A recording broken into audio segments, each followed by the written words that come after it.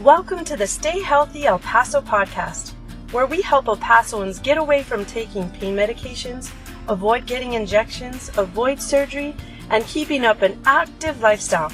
This podcast is presented to you by Dr. David Midoff, expert physical therapist and owner of El Paso Manual Physical Therapy.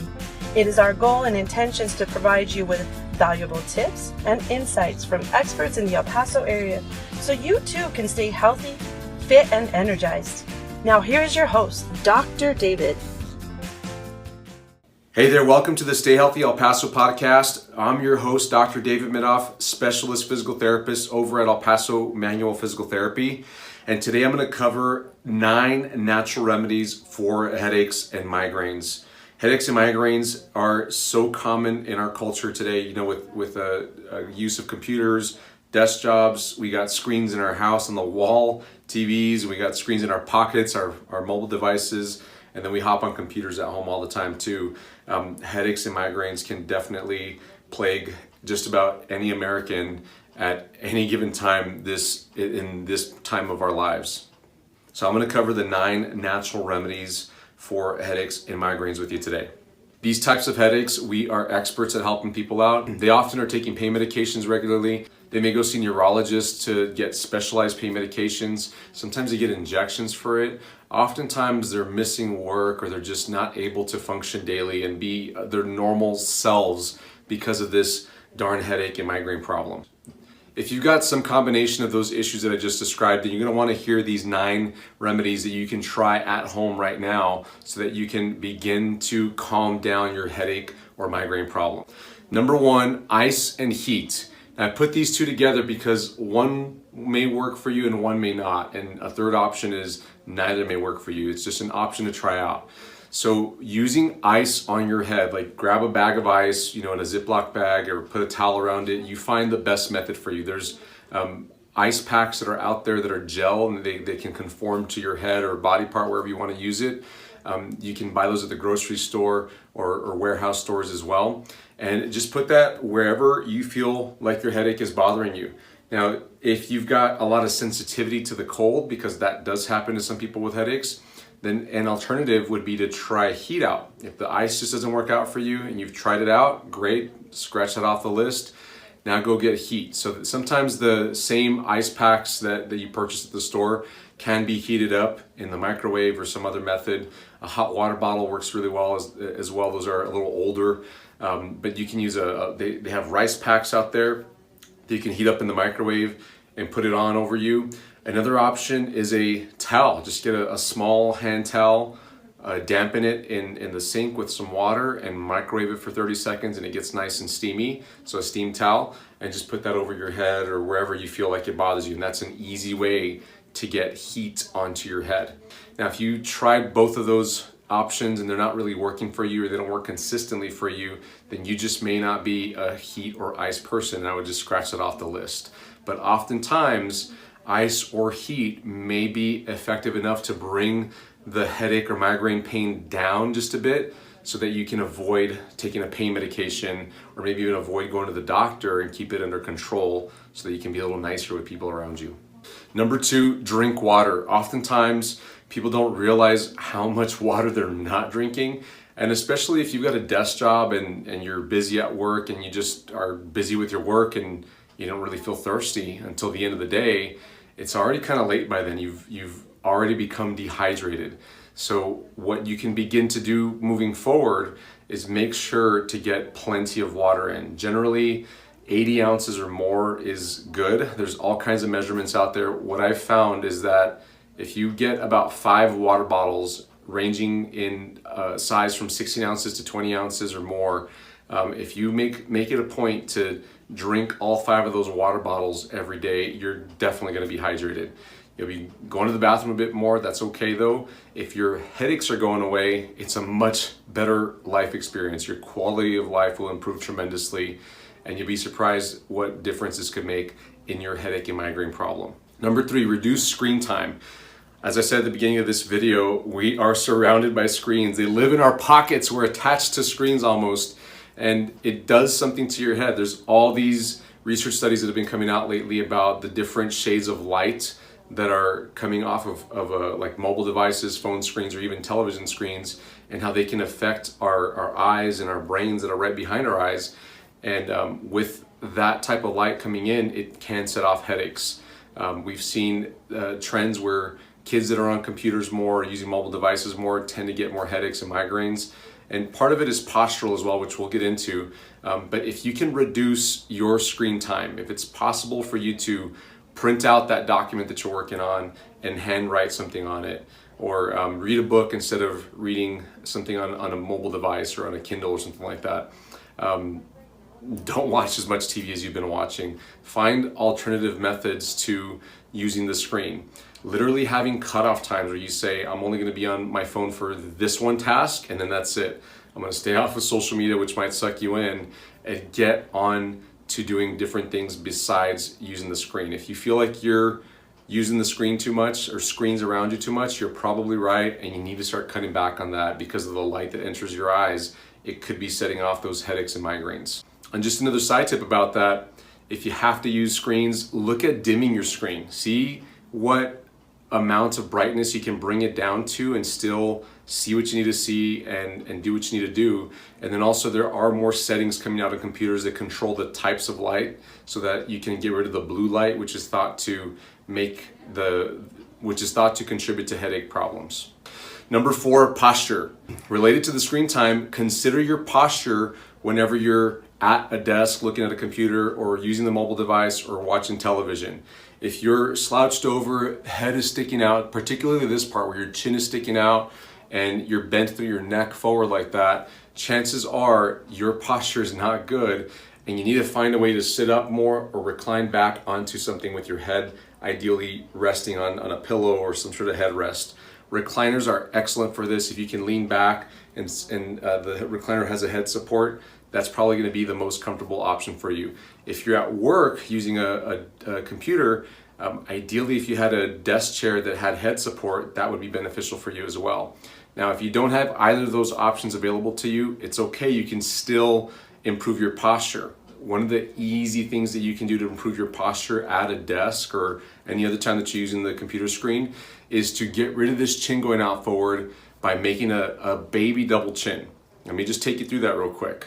If you make a max double chin, it's okay, nobody's looking, just you and me. Do this all the way, make a big double chin, and what you should feel are those muscles behind your throat tightening up. Kind of, this is my throat right here, right behind are those muscles, not on the sides, right there. Those are the deep neck flexors, and they help to get better posture through your neck bones. Now, back off on going so hard and do it lightly, just to the point where you feel like they're turning on. So for me, it's right there. I can feel them just barely wanting to fire, and that is better neck posture for me. So now if I can work at the computer like this or work on my phone like that rather than do this, it's going to be a much better situation for my neck joints to all be aligned properly and take pressure off nerves that can contribute to those headache and migraine problems. Number 5, exercise. If you aren't doing some sort of regular exercise at least a few times a week, whether it's going for a walk or maybe you go to the gym or you partake in some sport or physical activity with your family or kids or whoever it may be, it is a big deal. Getting that regular motion where you sweat, where you work up a little bit of a sweat, you move quite a bit, and it's consistent over time. And when you do it for 15 minutes or 20 or 30 or more, then it is likely a big contributing factor to your headache and migraine problem. The fact of the matter is that when we move our arms and legs, there's nerves that travel through our arms and legs that move along with our arms and legs. And those nerves are connected to our neck and our brain. And if we're not getting adequate movement throughout our entire body, it doesn't get the mobility that it needs, and you can begin to get mobility issues within your nervous system. I've seen it time and time again. Once people get on some sort of regular exercise program, their headaches and migraines diminish and eventually go away if that's the biggest factor contributing to their headache and migraine problem. Number 6, a shrugging exercise. So shrugging is a huge deal for taking pressure off the neck joints. And the neck joints are so critical to have good mobility and for them to not be stuck so that they don't pinch the nerves that go up and innervate the head. So an easy, quick thing you could do at your desk, or if you are taking long drives and you're in this posture a little too much, is just tuck that chin in, do that baby chin tuck, and then shrug and go as high as you can and hold it there for 10, 20, 30 seconds if you can. And what you should feel is these muscles working. Now you need to dig down deep and go as high as you can without letting your chin jet out like that. Make sure you keep it in. And you might actually feel some pops and clicks happen within your shoulders, sometimes even in the neck. As long as it doesn't hurt, that's okay. You're freeing up a stuck joint that might have been contributing to your headache or migraine problem. So doing that shrug exercise throughout the day can be very beneficial for you to reduce the discomfort and avoid taking a pain medication. Number 7, don't stretch. So many people come in to our clinic here that have had headaches and migraines, and they've been stretching. They've been grabbing their head and pulling it over, looking down and pulling their head over like this, attempting to stretch out their neck joints and neck muscles. And oftentimes, sadly, they've been told to do this by other medical professionals who just don't quite have a good handle on how to treat headaches and migraines. It tends to overstretch muscles that are already stretched, and it also tends to overstretch nerves that are aggravated. So even though it may feel good in the moment to get that stretch in, long term it keeps the headache and migraine problem there way longer than it should be. Number 8, get sleep. If you're not getting enough sleep, whatever that is for you, because it's not a 8 hours one size fits all situation. I can tell you for me, I'm more of a 6 to 7 hour a night person. But if you're not getting enough sleep consistently, then work on getting enough sleep. Make sure you get to bed on time or at a reasonable time for you, and try to plan so that you have enough time before you wake up so that you slept enough. If you don't get enough rest, your nervous system, your nerves, which includes your brain and all the nerves that come off of it that feed into the headache problems, are tired. And if they just are getting too much stimulus, like from lights, from computer screens, from people talking to you, from sunlight coming outside, from things, noises that are around you, all that can overstimulate a tired nervous system and contribute to a migraine and headache problem. So make sure that you track your sleep and get enough of it.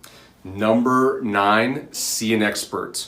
By far, this is I think the best recommendation, because if you can see somebody who's a specialist in handling headache and migraine problems, you can speed this process up and get much better control of it. All too often, whenever we get people with headaches and migraines here in the clinic, they've been dealing with them for years. And if we had talked to them within a month or two after they began to have more severe headache and migraine problems, they would have been done with it and saved themselves all those years of trouble and heartache and taking ibuprofen and seeing doctors and getting injections and seeing specialists. I've even had patients that go see dentists because they think that it's related to their teeth problem and get their teeth pulled out as recommended by a dentist. And then we get them here in the clinic and do some more specific guided strategic treatments, and they clear up, and then they have the realization that I could have kept my molar, I could have avoided all those years, I could have had a better relationship with my spouse and family had I just gotten some expert help sooner. It's a no-brainer when you look at it that way. So I strongly encourage you to go get some expert help so that you can get really focused on making sure this problem is not something that's just pestering you throughout the day and ruining relationships and your work quality and your life quality. Thanks for listening to our podcast, guys. I appreciate your listenership so much. If you found that this podcast was helpful for you, please go over to the podcast platform that you're on, whether it's iTunes or Stitcher, Google Playlists, any of those, and give us a 5-star review and put a little blurb on there about why it was helpful for you. If you got to try out the things here or in another podcast, just say that it helped or didn't help or whatever. Be honest, of course. Ideally, it helped you, and you're going to give us a 5-star review. And then share it with somebody that you think needs to hear it. They'll be thankful that you shared it with them, and it also helps us to get a little more exposure for our podcast here. Thanks for listening, guys. And as always, if you want to reach out to us, you can go to our website, epmanualpt.com, or call us at 915-503-1314. Thanks, and have a great day. Bye-bye. Thank you so much for listening to the Stay Healthy El Paso podcast, brought to you by El Paso Manual Physical Therapy, where we help El Pasoans get away from taking pain medications, avoid getting injections, avoid surgery, and keeping up an active lifestyle. If you'd like to learn more about what El Paso Manual Physical Therapy can do for you, call 915-503-1314 or visit our website at epmanualphysicaltherapy.com. Mention this podcast for a free discovery visit valued at $100. If you enjoyed what you've heard, please be sure to leave a review on iTunes and follow the show on your favorite listening platform so you won't miss an upcoming episode. Tune in next time to get the best health tips from experts in the El Paso area.